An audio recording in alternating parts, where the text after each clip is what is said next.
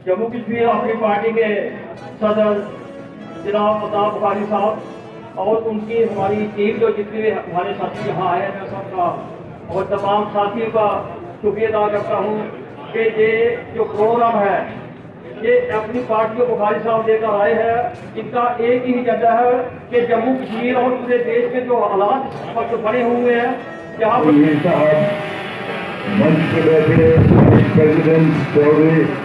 हमारे बॉर्डर में special recruitment करवाई जाए। हमारे बच्चे बेकार हैं, इनके लिए स्पेशल जो है ये रिक्रूटमेंट होनी चाहिए। मैं ये कहना चाहता हूँ यहाँ जो हमारी बॉर्डर बटालियन की बात है, हमारे बच्चे रोज सड़कों पे नारे लगाते हैं, ये हमारे नौजवान ये इनको लाठियां मारी जा रही है, इनके साथ अन्याय हो रहा है। मैं कहना चाहता हूँ अल्ताफ साहब, इन बच्चों की लड़ाई हमने लड़नी है। मैं जो बच्चे यहाँ आए हैं मैं इनको कहना चाहता हूँ हमारी पार्टी का बच्चा बच्चा आपके साथ है, आपके साथ हम दूर नहीं होने देंगे। पानी चलाते होंगे उसी तरह से, ऐसे ऐसे ड्रामा हम सब पे यही ड्रामा। क्या हमें यही ड्रामा देखने हैं? हमें और कुछ नहीं। अभी जम्मू श्रीनगर रास्ता हमारा इन लोगों ने ठीक नहीं किया, आज भी रास्ता बंद है। बेशर्मो, पहले ये रास्ता ठीक तो करो। हम लोग तो हमारे लिए रास्ता अगर ठीक करो वही हमारे लिए काफी था। हमारे बच्चे लगने चाहिए, हमारे लोग लगने चाहिए। क्या हमारे लोग खाली स्वीपर लगेंगे? इनको गलत में नहीं है। इन्होंने 2020 में भी यही किया था, जब ऑर्डर निकाला था क्लास 4 हम लोगों के लिए रखा था। हम लोग गए, अपनी पार्टी गई, हमने 24 घंटे में वो ऑर्डर चेंज कराया और सब नौकरियां जम्मू कश्मीर से खत्म। देखिए, लगता है कि अब 6 मई लास्ट डेट है डिलिमिटेशन कमीशन को रिपोर्ट देने के लिए। हम पूरी उम्मीद है, चूँकि आप कमीशन ने पब्लिक डोमेन में ऑब्जेक्शंस मांगे हैं, वो लोगों की उमंगों को मद्देनज़र रख के जो फाइनल रिपोर्ट आएगा उसके मुताबिक आएगा। और हम तो तैयार हैं चुनाव के लिए। हमने तो बिगुल बजा दिया है, लेकिन उन्होंने इंसाफ करना है लोगों के साथ। और अगर वो इंसाफ नहीं भी करते हैं तो फिर भी तो उनको लोगों को तो इंसाफ देना है, क्योंकि लोग चाहते हैं अपनी एक हुकूमत बने। अगर अपनी पार्टी की बात करें, जब अपनी पार्टी वजूद में आए थे उन्होंने कहा कि विकास के कार्य होंगे, बिजली फ्री दी जाएगी। आपको लगता है जिस प्रकार भाजपा की नीति है, जिस प्रकार प्राइवेट मीटर लगाए जा रहे हैं, लोगों में हाहाकार मचा हुआ है, तो किस प्रकार से देखते हैं भाजपा की रणनीति? मैं तो आज लोगों से आपके माध्यम से कहना चाहता हूँ, ये जो आपको आज डरा रहे हैं मीटर लगा के, और ये इनको उखाड़ फेंको, इन लीडरों को उखाड़ फेंको। मीटरों को अपनी पार्टी आके खुद उखाड़ फेंकेगी, लेकिन फिलहाल इन लीडरों को उखाड़ फेंको। अगर अपनी पार्टी की बात करें, किस तरह रणनीति रहेगी आने वाले समय में जब विधानसभा के चुनाव? मैंने तो आपको बोला है, हम कोई इमोशनल बात बोलते नहीं हैं, हम सच बात बोलते हैं। इस विधानसभा का जो नई बनने जा रही है, इसका एक ही काम होगा कि लोगों की बहबूदी के काम करना है, लोगों की रसाई, लोगों को रसाई मिले अपने चुने हुए नुमाइंदों तक।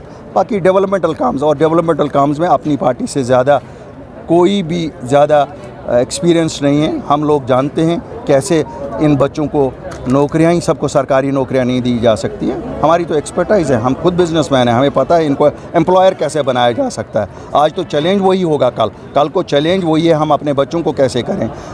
हम ये कहते हैं, हाँ, हमने तो प्रूव करके दिया है ना कि हम कोई फ़र्क भेदभाव नहीं करते हैं किसी मज़हब के साथ। जिस वक्त हमें तो थोड़ा टाइम मिला, हमने दिखाया है।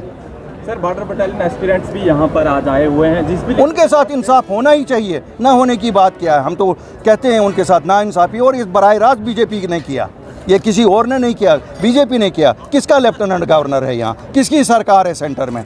ये क्या बात है? क्यों डरते हो आप लोग? आप प्रेस क्यों डरती है ये कहने से? सच बोलो, क्या करेंगे आप लोगों को?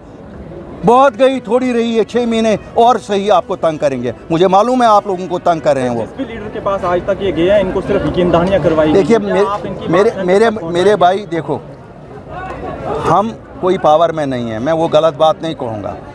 हम तो आज इनकी खाली पैरवी कर सकते हैं, लेकिन जो लोग पावर में हैं, भाजपा वाले, ये बॉर्डर बटालियन वालों को चाहिए आज से इनको अपने माथों पे काला ये करके निकलना चाहिए, घर घर जाएं और इस जमात के ख़िलाफ़ जाएं और कहें कि ये हमारी दुश्मन है, ये नौजवान की दुश्मन है। जो नौजवान की दुश्मन है वो देश की दुश्मन है। सर, अगर बाकी पार्टी में एनसी की बात करें, पीडीपी की बात करें, कहीं ना कहीं देखते हैं 370 लाने की बात करते हैं, उस पर कैसे हो सकता है?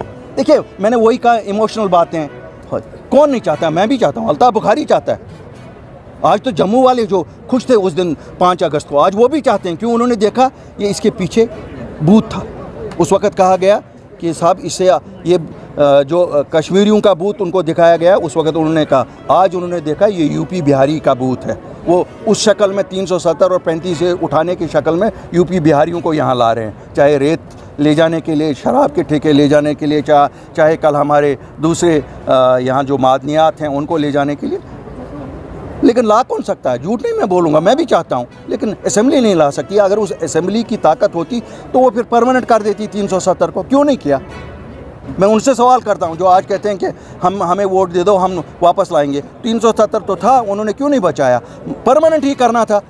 अगर क्योंकि असेंबली के पास ताकत नहीं है, कल को भी इस असेंबली के पास ताकत नहीं, खाली वापस सुप्रीम कोर्ट दे सकता है। हमारा केस बड़ा स्ट्रॉन्ग है, बहुत वो फैसला दे जो लोग जम्मू कश्मीर के लोग चाहते हैं, इंसाफ पे फैसला। और 370 का कभी मतलब नहीं है कि हम देश की कोई मजबूती नहीं चाहते हैं। जितना हम भारत को मजबूत देखना चाहते हैं इतना कोई और नहीं होगा। हम लोग कुर्बानी देते हैं। हमारे लोग जो बॉर्डरों पे यहाँ रहते हैं, जहाँ मैं आज हूँ, इन बॉर्डरों पे, राजौरी पुंछ के बॉर्डरों पे, उड़ी और वहाँ, हमें क्या कोई कहेगा? हमसे ज़्यादा कौन देशभगत है? हम लोगों ने हर वक्त कुर्बानी दी है, चाहे 71 का जंग हो, चाहे 65 की जंग हो, चाहे 99 के करगिल वार हो। हम लोग मरे हैं, हमारे लोग बेघर हुए हैं।